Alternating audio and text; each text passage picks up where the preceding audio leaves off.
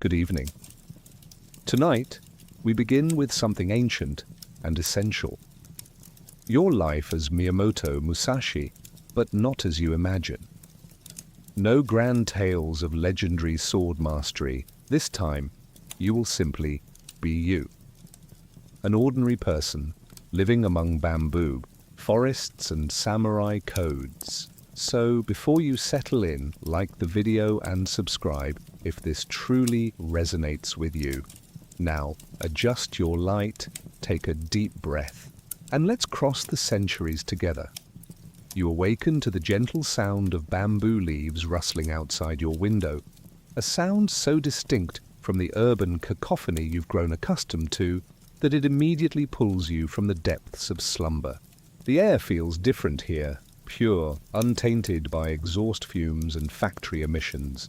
Your eyes adjust slowly to the dim light filtering through the rice paper screens that serve as windows in this modest dwelling. This is not your bedroom. This is not your time. You find yourself lying on a simple futon spread across tatami mats, the woven straw releasing a subtle, earthy fragrance that mingles with the scent of incense burned hours before. Your body feels different, stronger, leaner, with calloused hands that tell stories of discipline and dedication. As you sit up, you notice a scroll hanging in the tokonoma alcove, bearing a character you somehow understand, Kong, emptiness. And suddenly, knowledge settles into your consciousness like morning dew. You are here, in feudal Japan, living as Miyamoto Musashi. Not the legendary swordsman of epic tales, but Musashi in his quiet moments, in the ordinary days that history rarely records. The wooden ceiling beams above you have witnessed countless dawns, just like this one, where the greatest swordsman of Japan rose not to immediate glory, but to the disciplined rhythm of daily practice. Your fingers reach instinctively to the side of your futon, where two wooden swords, one long, one short, rest in perfect alignment. The bokken, training weapons crafted from white oak, feel like extensions of your arms as you lift them. You dress simply in a cotton kimono and hakama, the pleated trousers providing freedom of movement that modern clothing rarely offers. The fabric, rough against your skin, reminds you that comfort is secondary to function in this life you now inhabit. Outside, the world is still bathed in the blue-grey light of early morning, dew clinging to blades of grass and spiderwebs that decorate the path leading from your isolated hut to the clearing where you train. Birds call to one another, their songs unfamiliar, yet somehow comforting in their wild authenticity. Your bare feet carry you across the cool earth, each step connecting you more deeply to this world so removed from skyscrapers and smartphones. The weight of the bokken in your hands feels foreign, yet oddly familiar, as though your muscles remember movements your mind has never learned. The clearing opens before you, a perfect natural dojo surrounded by pine and bamboo, with mountains rising in the distance through a veil of morning mist. This is where transformation happens, not in grandiose battles, but in the quiet dedication of dawn practice when no one is watching. You begin with the most basic of movements, raising the long sword above your head in what you somehow know is called Jodan no Kamae, the high position. Your breathing slows, becomes deliberate, each inhalation and exhalation measured like the ticking of an ancient clock. The sword begins to move, cutting through the morning air with a whispered whoosh that seems to momentarily silence even the birds. Your body remembers the forms that your 21st century mind never learned. The 8 directions of cutting, the 5 attitudes, the rhythm of advance and retreat that embodies the philosophy of the void that Musashi would one day record in his Book of 5 Rings. The morning advances, the sun climbing higher, and perspiration begins to bead on your forehead despite the cool air. Your arms burn with the effort of holding positions that look deceptively simple but require the engagement of muscles rarely used in modern life. This is not the romanticized training montage of movies. This is tedious, repetitive, sometimes painful work. Yet within this seemingly monotonous practice, you discover something unexpected: presence. Complete, undiluted presence in the moment, where the sword, your breath, and the rustling leaves become a single experience rather than separate sensations. As the sun fully clears the eastern mountains, you become aware of eyes watching you from the edge of the clearing. A young boy, perhaps 12 years old, stands hesitantly at the tree line, a roughly carved wooden stick clutched in his hands in imitation of your bokken. You pause, lowering your sword, and regard him with curiosity. His clothing marks him as a farmer's son, his hands already showing signs of labor in the rice fields, yet his eyes hold the unmistakable fire of aspiration. Without speaking, you gesture for him to enter the clearing. "Musashi-sama," he says, bowing deeply, his forehead nearly touching the ground. "I have watched you every morning for a week. Please, I beg you to teach me." His voice trembles slightly, fear of rejection battling with determination. You realize in this moment that the way of the sword is not merely about combat, it is about connection, about the passing of knowledge from one generation to the next. Wordlessly, you approach the boy and adjust his stance, moving his feet slightly farther apart, lowering his center of gravity. His eyes widen in disbelief and gratitude. You have offered no words of acceptance, no formal declaration of taking him as a student, yet this simple correction speaks volumes. It says, "I see you, I recognize your determination. I will guide you." The lesson continues in near silence, broken only by the occasional instruction and the rhythmic sound of wooden swords cutting air. You demonstrate a basic overhead cut, shomen uchi, and watch as the boy attempts to replicate the movement, his young arms struggling with the weight of even his makeshift sword. There is a beauty in his awkwardness, a reminder of your own beginning, though your body now cannot recall a time when the sword felt unwieldy. By mid-morning, the boy's forehead glistens with sweat, and his breathing comes in ragged gasps, yet he does not complain or ask for rest. You recognize in him the same spirit that drives you, the understanding that mastery comes not from talent, but from relentless practice.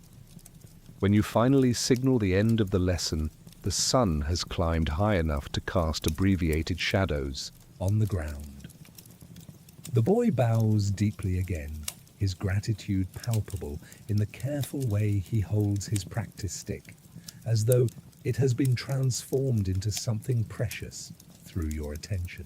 "Tomorrow," you say, the word both a question and a command. "At dawn." He nods enthusiastically and backs away, unwilling to turn his back on you out of newfound respect, before finally turning and running toward the village, no doubt eager to share his experience with family and friends. Alone again, you gather your bokken and begin the walk back to your hut, aware now of hunger that has been held at bay by concentration. The path takes you through the outskirts of the village where daily life unfolds in a tapestry of sights and sounds so different from the 21st century world you somehow remember. Women wash clothing in a stream, beating fabric against smooth stones and speaking in low voices that rise and fall like the water itself. Men work in nearby fields, their bodies bent in labor that has remained unchanged for centuries. Children chase chickens and each other, their laughter a universal sound that transcends time. As you pass, conversations pause and eyes follow your movement. You feel the weight of reputation, not yet the legendary status Musashi would achieve in later life and posthumously, but the wariness afforded to a masterless samurai, a ronin whose skills with the sword are whispered about with equal parts fear and admiration. Some villagers bow slightly, others avert their eyes, and a few, mostly older men who have seen war, regard you with knowing looks that acknowledge the burden of living by the sword. A merchant calls out to you from his stall, offering persimmons, with a deference that makes you uncomfortable. "For you, Musashi-san, no charge," he insists, pressing the fruit into your hands before you can object. You accept with a nod, understanding that this is not merely generosity, but a form of insurance, protection, bought with fruit instead of coins. In their eyes, you are both guardian and threat, depending on which end of your sword they might find themselves facing. It is a complex position to occupy, this space between belonging and alienation. The persimmon is sweet and soft, a small explosion of flavor that momentarily distracts from the philosophical weight of your thoughts. You eat as you walk, juice running down your fingers, a simple pleasure in a life defined by discipline.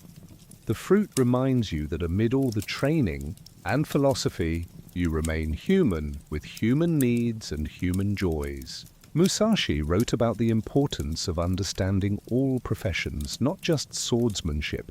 And as you observe the village craftsman, the potter shaping clay with practiced hands, the blacksmith hammering metal with rhythmic precision, you begin to see the truth in this teaching. All mastery shares a common root in dedicated practice and mindful attention. By midday, you have returned to your hut and prepared a simple meal of rice, pickled vegetables, and the remainder of a fish caught the previous day. The simplicity of the food highlights its flavor in ways that the over-seasoned cuisine of the future never could. You eat methodically with the same presence you bring to swordplay, aware of each grain of rice, each subtle variation in texture and taste. This, too, is part of the way, the understanding that how you do anything is how you do everything. The afternoon brings different work, the maintenance of your living space and equipment. You repair a small tear in your kimono with neat, precise stitches, clean, and oil your bokken to prevent the wood from drying and cracking, and sweep the tatami with a bamboo broom that whispers across the surface like a gentle wind. These tasks, mundane as they might seem, are performed with the same focused attention as your sword practice. There is no division in your mind between important and unimportant activities, only things that must be done and the best way to do them. As the sun begins its descent toward the western horizon, you prepare for the second training session of the day. This one is different, not the physical practice of swordsmanship, but the mental discipline of meditation that underlies all martial arts. You sit in seiza, kneeling with your back straight and hands resting lightly on your thighs. A single oil lamp provides the only illumination as daylight fades, its flame perfectly still in the windless room, a visual anchor for your concentration. Your breathing slows, becomes deeper, more rhythmic. Your mind, however, refuses immediate stillness. Thoughts arise, memories of a future that hasn't happened yet, questions about how and why you occupy Musashi's existence, concerns about whether you can live up to his legendary status. You observe these thoughts without attachment, watching them arise and dissolve like bubbles on the surface of a pond. This, you realize, is the true challenge, not the physical mastery of the sword, but the mastery of one's own mind. Gradually, the mental chatter subsides, replaced by a profound stillness that feels both empty and complete. In this space, insights arise not as thoughts, but as direct knowing. You understand without words that the way of the sword and the way of life are inseparable, that each cut with the blade is a decision about how to live, that each stance is a statement of character. Musashi's famous strategy of the void, the state where one acts without conscious thought, responding perfectly to each situation, begins to make sense, not as a technique, but as a way of being. The flame of the oil lamp seems to burn more brightly as your meditation deepens, though in reality it remains unchanged. It is your perception that has shifted, becoming more acute, more present. Time loses its linear quality, stretching and contracting in ways that defy measurement. What might be minutes or hours later, you emerge from meditation with a clarity that colors everything in the dim room with significance. The worn tatami, the calligraphy scroll, the bokken resting against the wall, all exist in perfect harmony, each element precisely where it should be. As full darkness settles outside, you light a second lamp and unroll a sheet of rice paper. Taking up a brush and grinding ink stick against stone with water, you begin to write, not with the polished philosophy that would later characterize the Book of Five Rings, but with the raw insights of daily practice. Your brush moves across the paper with the same deliberate precision as your sword through air, each character a complete expression of the moment in which it is created. Today I understood that victory is not defeating an opponent, you write, but defeating the desire for victory itself. The night deepens around your small hut, the sounds of the village giving way to the nocturnal chorus of insects and distant owls.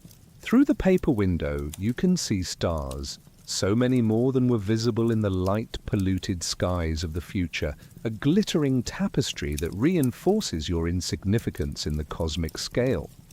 Yet paradoxically, this realization doesn't diminish you, but rather highlights the miracle of consciousness, of being able to witness such beauty and contemplate its meaning. As you prepare for sleep, arranging your futon and placing your bokken within arm's reach, old habits of vigilance that Musashi never abandoned, you reflect on this single day in a life both foreign and increasingly familiar.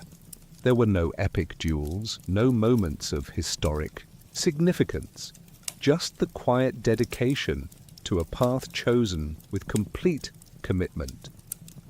Perhaps this is the most valuable lesson you can learn from inhabiting Musashi's existence.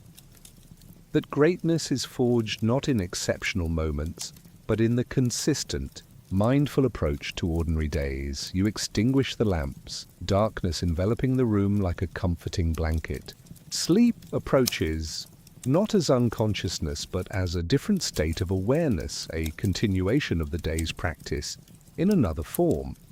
Your last thought before drifting away is that perhaps you haven't been transported into Musashi's life at all. Perhaps you have simply awakened to the reality that has always existed beneath the distractions of modern existence. And in this thought, there is profound peace.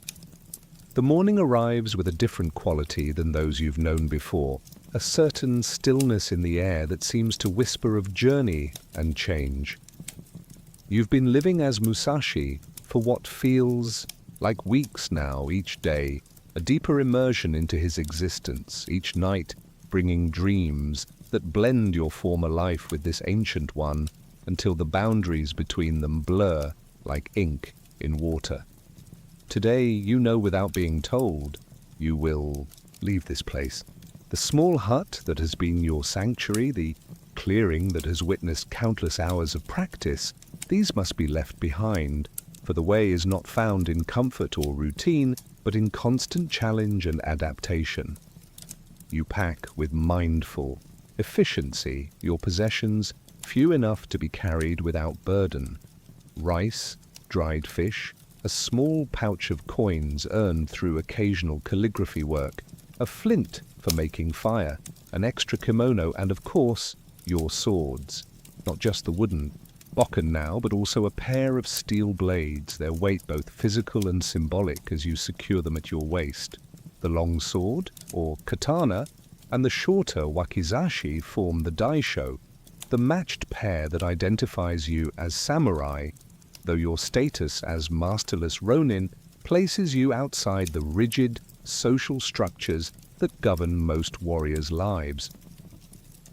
Before departing, you sit one final time in the center of the hut, absorbing the simplicity that has been your teacher as much as any swordmaster. The morning light creates geometric patterns through the paper windows, dust motes dancing in the golden beams. You bow deeply to the empty space, acknowledging what it has given you, understanding that to cling to any place or moment is to miss the essence of Musashi's philosophy. Attachment, even to wisdom gained, becomes its own limitation. The road between provinces unfurls before you like an ink brushstroke on parchment, winding through valleys and forests, occasionally revealing glimpses of distant mountains shrouded in mist. Walking is not merely transportation, but meditation in motion, each step a complete action requiring nothing more than itself.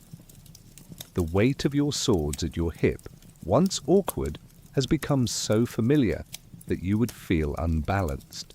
Without it, your straw sandals make a rhythmic sound against the packed earth of the road, a percussive accompaniment to the wind in the pines and the occasional call of birds. The sensory richness of feudal Japan envelops you completely. Modern life, with its digital filters and climate-controlled environments, had muted your perception in ways you only now recognize by their absence. Here, every scent arrives undiluted. The loamy earth after morning dew, the sharp tang of pine resin, the occasional waft of smoke from distant villages, the unmistakable minerality of a mountain stream you can smell before you see. Colors seem more vivid, sounds more distinct, textures more varied. You wonder if this heightened awareness comes from the time period itself, or from the necessity of survival in an era where distraction could mean death. By midday, the sun high and warm overhead, you encounter other travelers on the road, merchants, with laden carts pulled by oxen, a group of Buddhist monks walking in silent procession, a messenger running at a steady pace bearing official communications between provincial lords. Each acknowledges you with varying degrees of respect or wariness, your swords and solitary presence marking you clearly as someone to be either honored or avoided. You return their greetings with minimal courtesy, neither seeking conversation nor rejecting it. Another lesson from Musashi's life: to move through the world engaged but unentangled. When hunger makes itself known, you stop beside a clear stream that parallels the road.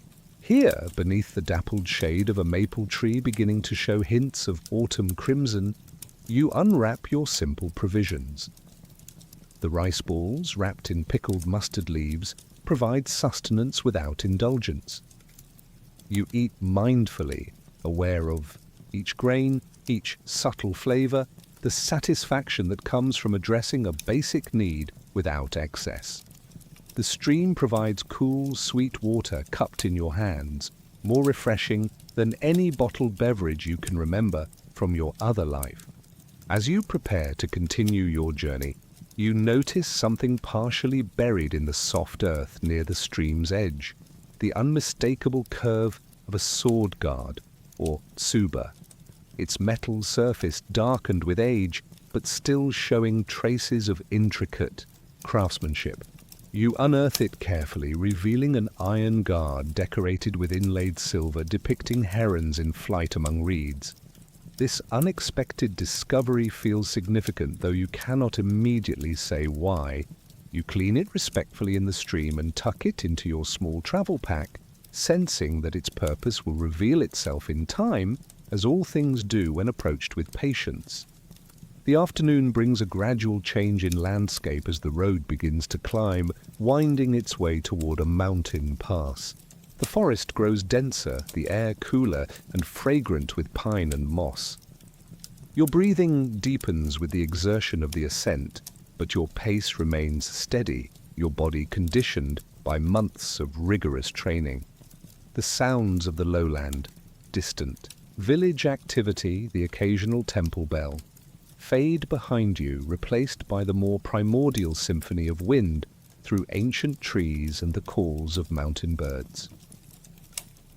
It is in this remote section of road, where civilization feels distant and nature dominant, that you sense, rather than hear, a change in the environment, a stillness that feels deliberate rather than natural, a quality to the air that speaks of human presence, attempting to remain undetected.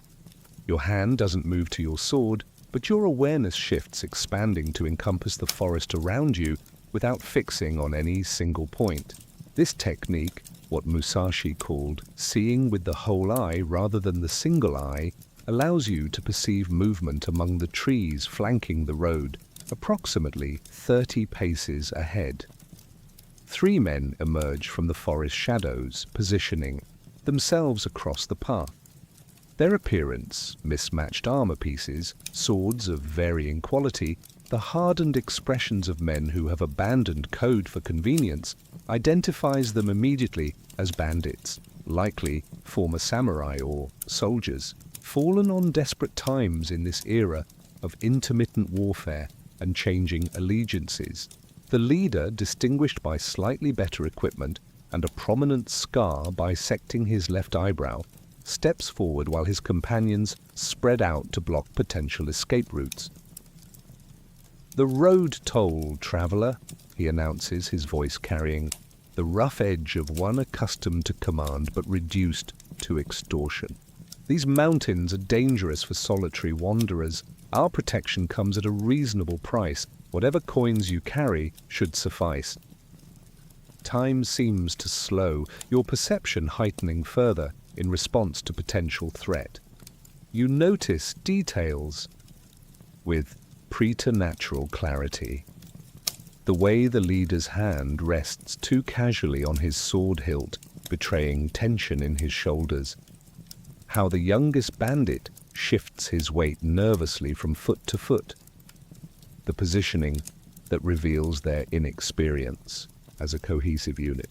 Most importantly, you sense the uncertainty beneath their bravado. They have misjudged you, seeing only a solitary traveler rather than recognizing the way you carry yourself, the economy of movement that speaks of mastered violence.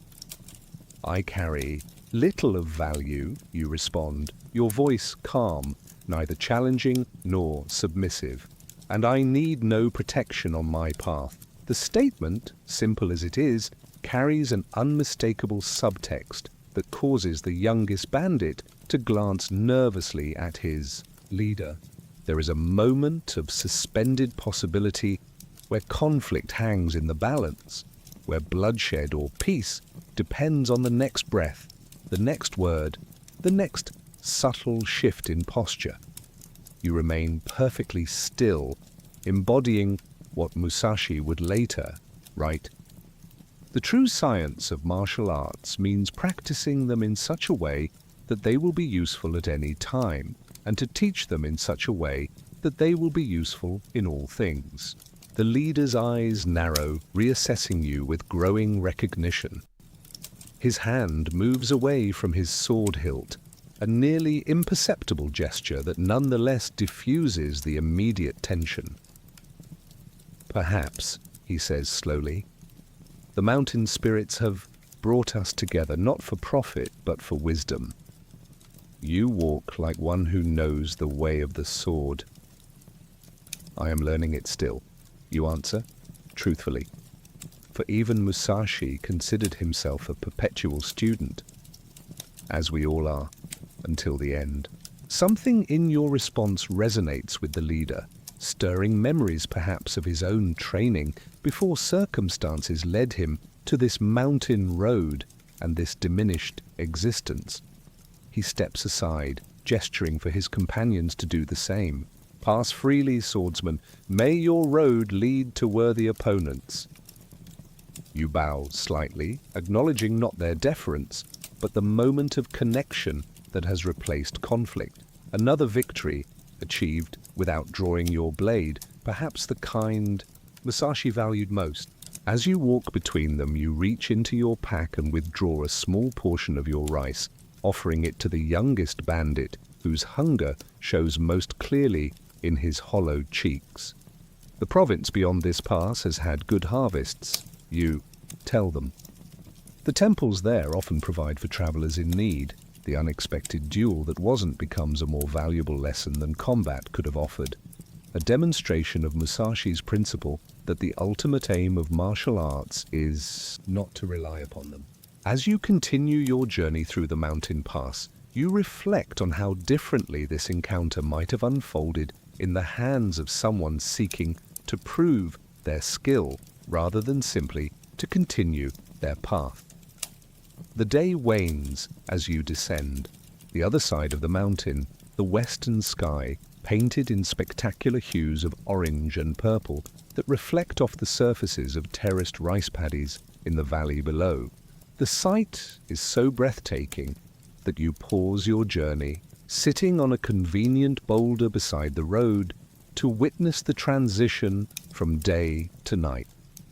In this moment of natural beauty, the boundaries between your consciousness and Musashi's seem most permeable. You cannot know if he ever sat in this exact spot watching a similar sunset, but you feel certain he experienced this same appreciation for the transient perfection of the world, this same understanding that beauty and impermanence are inseparable. By the time you reach the valley floor, stars have begun to appear in the darkening sky. The road leads to a small way-station town, the kind that exists primarily to serve travelers, a collection of modest inns, tea houses and stables clustered around the intersection of several provincial roads. Lanterns glow warmly in the gathering darkness, and the mingled aromas of cooking fires and hot food remind you that despite the philosophical insights of the day, you remain a physical being with earthly needs. You select a modest inn set slightly apart from the others, its weathered wooden exterior speaking of longevity, if not luxury. The innkeeper, an elderly woman with hands gnarled by decades of labor, regards you with the assessing gaze of one who has hosted all manner of travelers. "A single room," she states rather than asks, already reaching for a key. "Meal now or later?" "Now, if convenient," you reply, offering payment that includes a small extra amount, not ostentatious, but enough to acknowledge the lateness of your arrival. She nods, accepting the gesture in the spirit it's intended, and shows you to a small, private room with clean tatami mats and a window overlooking a tiny garden where a stone lantern casts gentle illumination on a carefully raked gravel bed. The meal, when it arrives, is simple but prepared with care. Rice, grilled river fish, pickled vegetables, and a small pot of green tea. You eat in silence, appreciating the subtle flavors and the skill required to elevate basic ingredients to satisfying cuisine. The innkeeper's daughter, who brings the tray, regards your swords with obvious curiosity but asks no questions, her discretion as much a part of the establishment's hospitality as the hot food and clean bedding.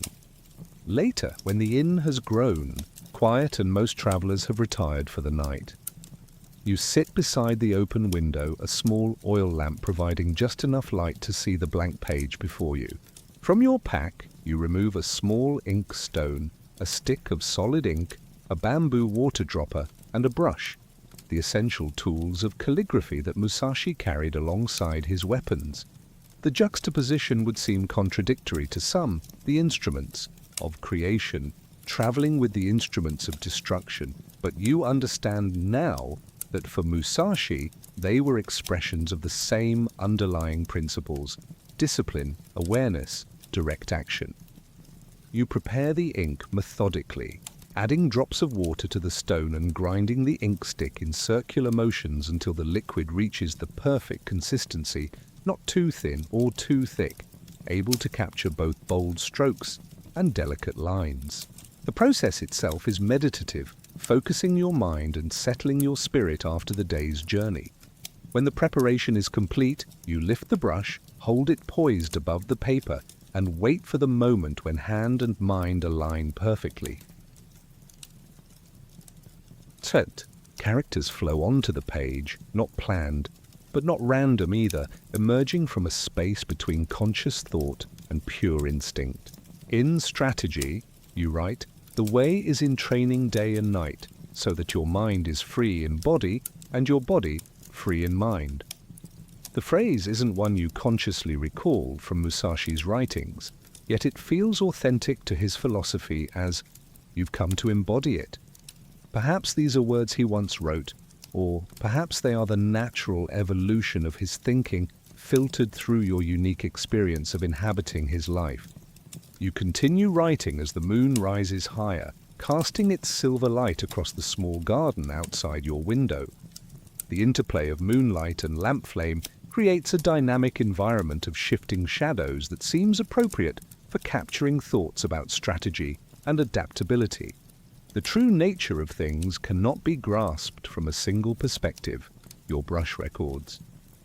The mountain appears different when viewed from the valley than from the peak, yet it remains the same mountain. So too with all situations. Understand them from multiple positions before determining your action.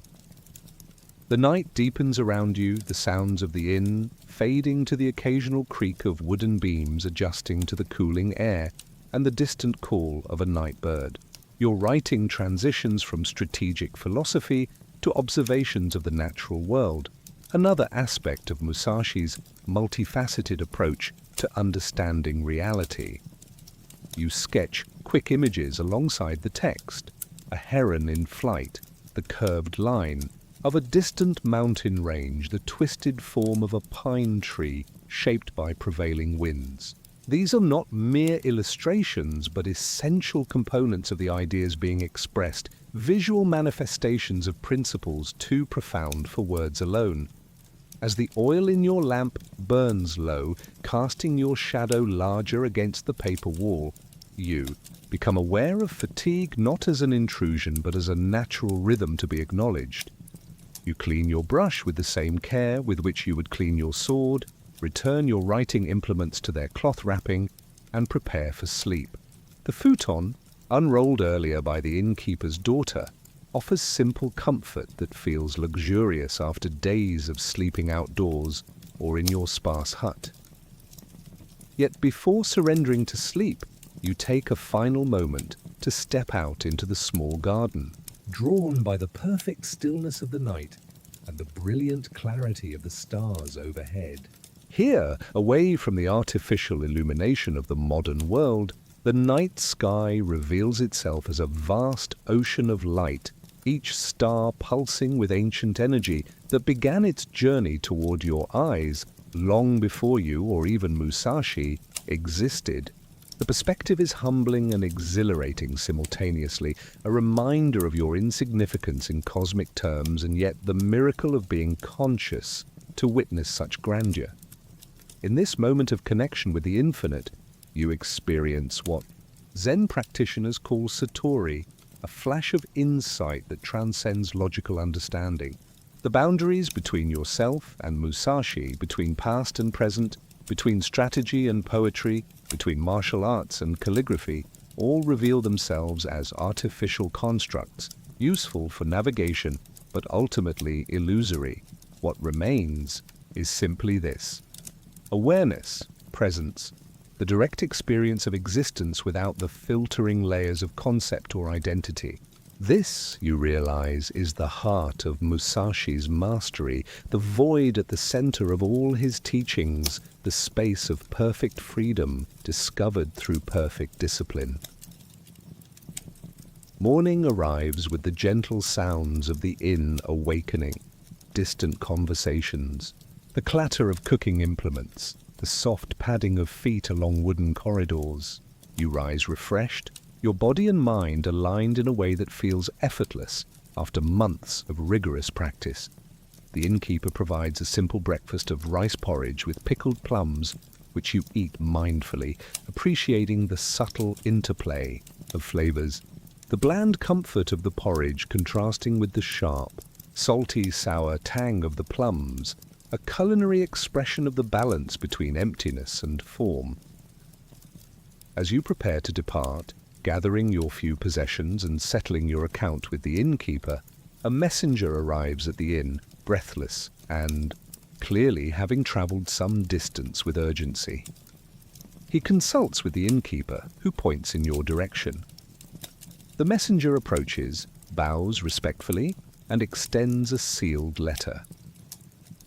"Forgive the intrusion, Musashi-sama," he says, using the honorific that suggests your reputation has preceded you. "My lord requests the honor of your presence at his castle. He has heard of your skill and wishes to discuss a matter that may interest you." The invitation creates a fork in your path, an opportunity to enter the world of daimyo politics and patronage that Musashi historically navigated with careful independence. You accept the letter with appropriate formality, thanking the messenger and assuring him that you will consider the invitation carefully. This is not a hasty decision to be made at an inn entrance, but one requiring reflection on the potential consequences of alignment with any lord in this fractious era. You depart the inn with the letter tucked inside your kimono, its weight symbolic of the choices that shape a life's direction. The road ahead leads through fertile farmland, rice paddies stretching to the horizon like green mirrors reflecting the morning sky. Farmers work bent-backed in the fields, their lives governed by seasons and soil rather than swords and strategy. Yet you observe them with genuine interest, seeing in their methodical movements the same dedication to mastery that you pursue in martial arts. Musashi wrote of the importance of understanding all professions, recognizing that principles of excellence transcend specific disciplines. A small shrine appears beside the road, its vermilion gate a vivid contrast to the surrounding greenery. You stop to pay respects, clapping your hands twice to attract the attention of whatever local kami might reside here, bowing in acknowledgement of forces beyond human comprehension. This simple act connects you to the spiritual framework of Edo period Japan, where Shinto and Buddhist practices coexisted and intertwined, where the sacred was not separate from daily life, but woven through it like golden thread through common cloth. Beyond the shrine, the road winds through a bamboo forest, the tall stalks creating a natural corridor that filters sunlight into dappled patterns on the ground. The acoustics within this green tunnel transform ordinary sounds into something otherworldly. The rustling of leaves becomes whispered conversations. The occasional snap of a bamboo stalk under tension sounds like distant bowstrings. You walk at an unhurried pace, each step a complete action requiring nothing more, your mind clear and receptive.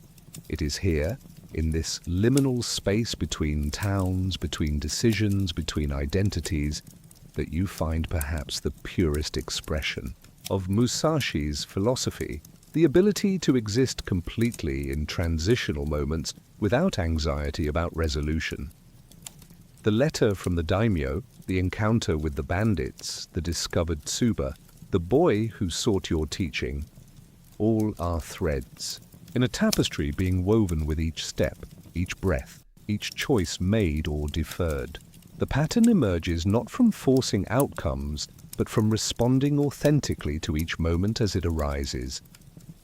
As the bamboo forest opens into a meadow dotted with wildflowers, you pause once more, drawn by the simple perfection of this untamed space. You sit among the grasses, feeling the gentle pressure of the earth supporting you, hearing the industrious buzzing of bees moving from blossom to blossom, watching clouds form and dissolve in the vast blue above. Here is peace, not as an achievement, but as a recognition. The understanding that beneath all striving, all conflict, all complexity, exists a fundamental harmony available to anyone willing to become still enough to perceive it. You remove your swords and place them carefully beside you on the grass, not abandoning them but temporarily setting aside their weight. both physical and metaphorical. Without the familiar pressure at your hip, you feel simultaneously vulnerable and liberated, a paradox that seems increasingly natural in your experience of Musashi's life. You stretch out fully on the earth, arms extended, face turned to the sky, your body a perfect cross against the green canvas of the meadow. The posture would be unthinkable for a samurai in public, too exposed, too unguarded. But here, in this private communion with the natural world, it becomes a physical expression of surrender to the moment. Time passes without measurement, the sun's position shifting almost imperceptibly, shadows lengthening by degrees too subtle to track. A butterfly alights briefly on your outstretched hand, its delicate feet barely registering a sensation, its wings opening and closing like breathing in slow motion. You observe it without moving, experiencing a connection so fragile that the slightest disruption would destroy it. When the butterfly eventually departs, continuing its apparently random yet perfectly purposeful journey among the flowers, you feel not loss, but gratitude for the momentary sharing of existence. Gradually, as afternoon progresses toward evening, you rise and reclaim your swords, securing them at your waist, with movements that have become as natural as breathing.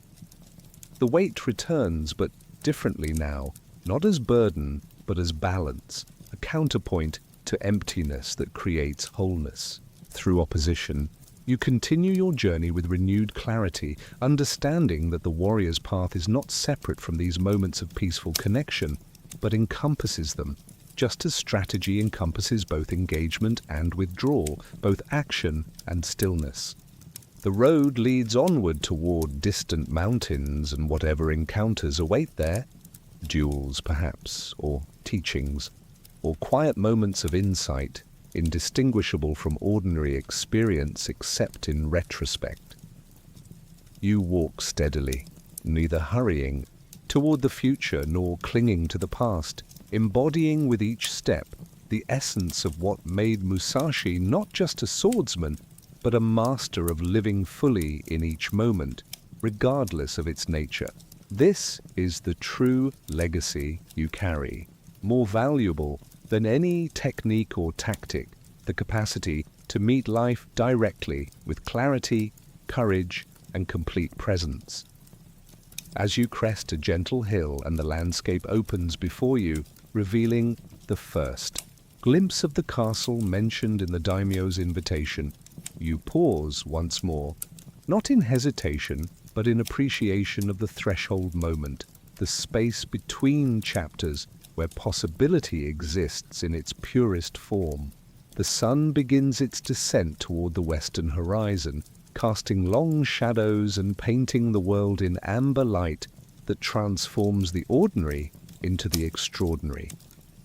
You breathe deeply, centering yourself in this perfect transitory moment, and take the next step on your endless path. So I think you must be dreaming about all of this by now, so I'll just leave the lantern lit for you to feel comfortable and warm. The sound of Musashi's footsteps fades into the gentle crackling of the fire, and the world of feudal Japan dissolves into the peaceful darkness behind your closed eyelids, where perhaps the warrior's wisdom continues to unfold in dreams that bridge centuries and selves, teaching in silence what words can only approximate.